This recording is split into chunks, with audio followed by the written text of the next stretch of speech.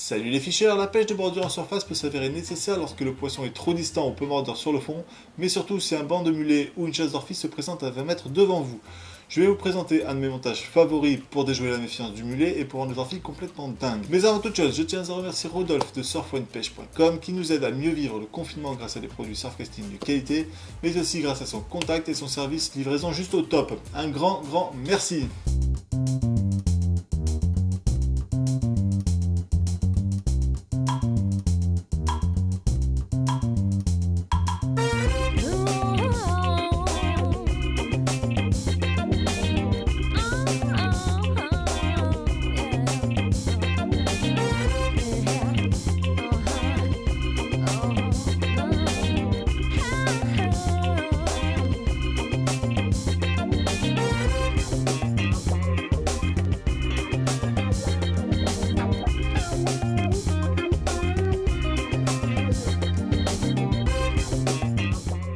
Donc pour ce montage spécial bordure, j'utilise du fil 50 centièmes. Donc vous pouvez aller du 30 au 50, il n'y a pas de souci. Pourquoi 50 dans mon cas? Parce que j'utilise des micro-perles collées. Voilà, là ce sont des tubes, c'est le mieux. Donc avec le diamètre du fil en 50 centièmes, ça passe, ça se colle très bien. Ensuite, pour relier le bas de ligne au fil du moulinet, j'utilise un emery en baril et une tétine de stonfo pour protéger le nœud. Pour l'empile, vous avez le choix entre mettre un mini rolling comme ceci ou une micro-perle rotative de chez Stonfo.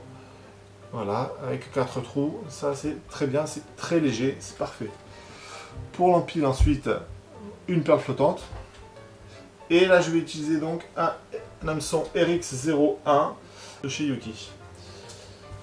Le fil de l'empile, je vais utiliser le Neox 20 centièmes. Voilà, donc ça, c'est un nouveau fluorocarbone pour moi, je ne l'ai encore jamais utilisé. Donc ça va être une première. Et, puisque à l'habitude j'utilisais le soft ou le stiff de chez Yuki aussi, qui est très bon, un ciguar. C'est le meilleur sur le marché. Pour finir le bas de ligne, j'utilise une agrafe Impact Bait Clip, voilà, qui permet de garder l'appât proche du corps de ligne pendant tout le lancer. Et une fois que ça touche l'eau, l'appât, voilà, est libéré. Alors voilà, on va commencer par relier donc le corps de ligne à l'agrafe.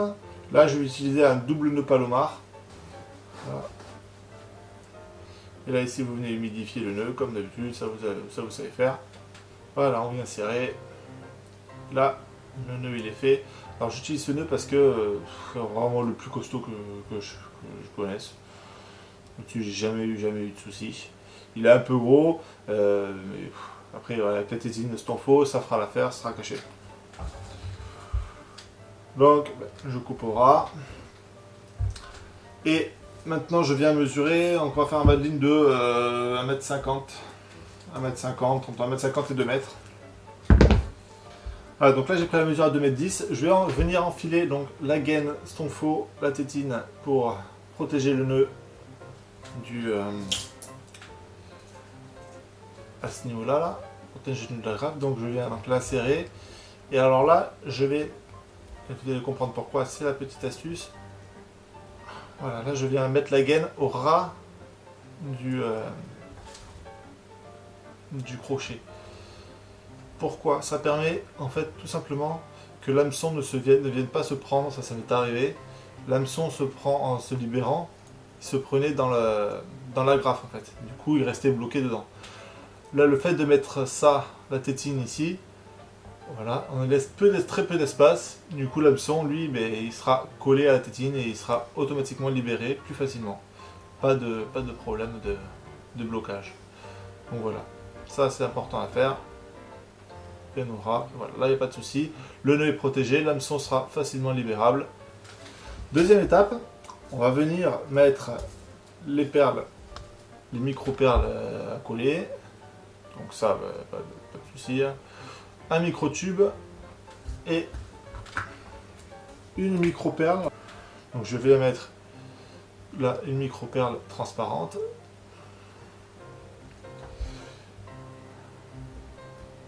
Ensuite, la petite bille Stonfo rotative. Voilà. Là, je remets une micro-perle transparente et un micro-tube. On va venir mettre maintenant la tétine pour protéger.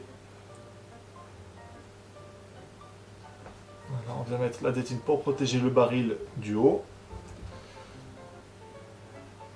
Donc là, pareil, un nœud palomar. On vient couper au ras.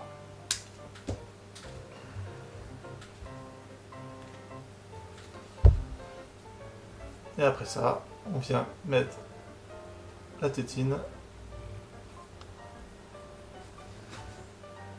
Voilà.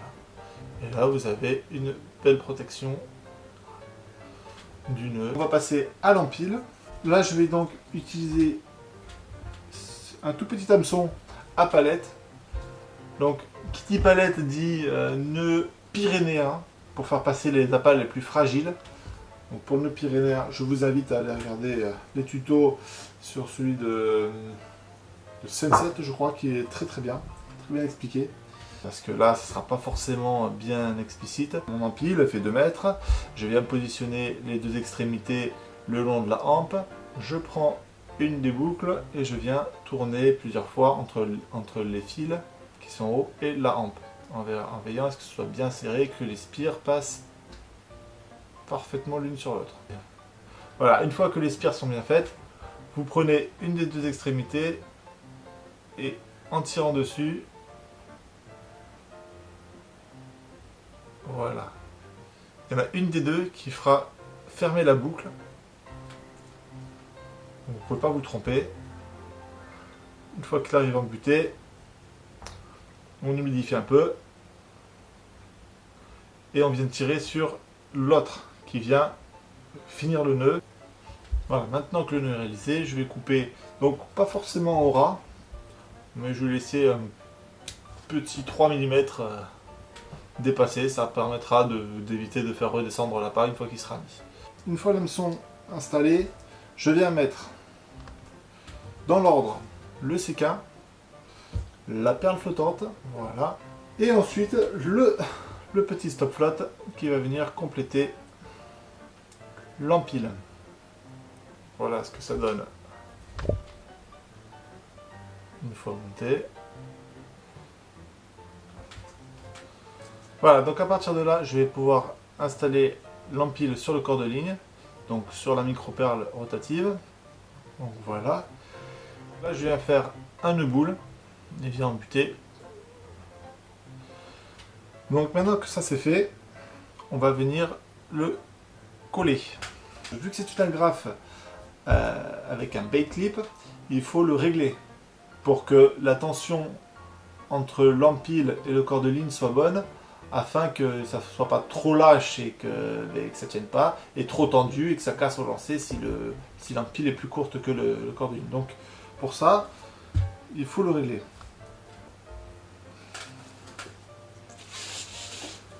Je vais prendre donc je vais donc prendre ma réglette faite maison, puisque coronavirus oblige, je suis forcé de faire avec les moyens du bord étant donné que je n'ai pas la règle du club. Donc j'ai fabriqué cette petite chose, voilà, qui me permet de mettre l'agrafe ici, bien attendre, attaché à l'autre bout. Donc là, le corps de ligne est positionné.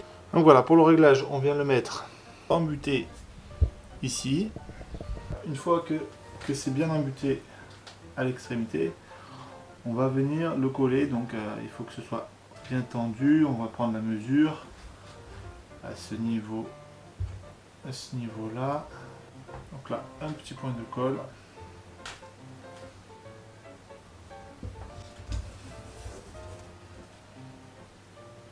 Donc là, le fil est bien tendu. Une fois que c'est sec, on va venir faire l'autre côté.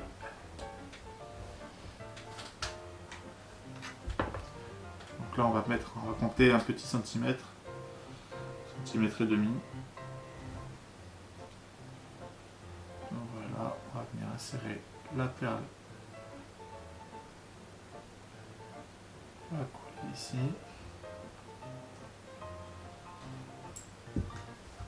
Et ensuite la petite astuce, une petite goutte de colle à UV. Donc ça c'est du matériel mouche qui va venir solidifier, rigidifier la partie arrière afin que ça se décolle pas du tout.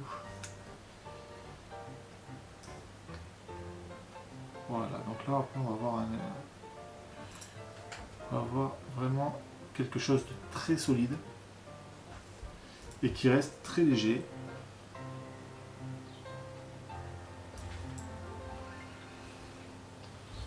Voilà, voilà ce qu'on obtient après.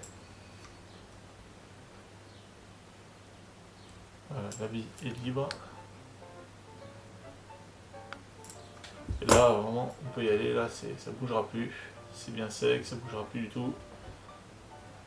Là il n'y a plus aucun souci. Pour être sûr que c'est bien réglé, l'empile vraiment doit être parallèle, il ne doit pas y avoir de coude, il ne doit pas y avoir de petits plis.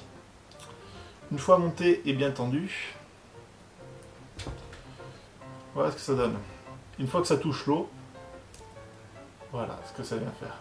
Alors au lancer il n'y a pas de souci, alors ça va pas, le vent ne fera rien. C'est vraiment l'impact sur l'eau qui fera que ça détachera l'hameçon. C'est vrai que c'est vraiment de super produits. Voilà, donc ce que je vous disais tout à l'heure par rapport à la tétine, il arrivait, quand je ne le mettais pas, que quand ça se libérait, ça vienne s'accrocher ici, là, à l'intérieur. Et ça restait bloqué comme ça en pêche. Donc là, c'est pas bon. Le fait de mettre la tétine sur la graffe, ça protège vraiment que l'hameçon passe à l'intérieur. Et là, du coup, il y a vraiment une libération à 100% efficace. Le montage est terminé. Il ne reste plus qu'à le plier. Voilà, une fois que toutes les données sont mises, il n'y a plus qu'à ranger dans la boîte.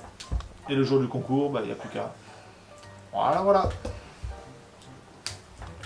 Voilà, c'est donc une simple empile haute, avec un peu de technicité par rapport au réglage, mais vraiment très discrète et hyper efficace. Côté hameçon, vous pouvez utiliser l'Avo 5 Anos numéro 6 de chez Vercelli, ou la X63 numéro 5 de chez Yuki. Ce sont deux types d'hameçons fin de fer et très piquants.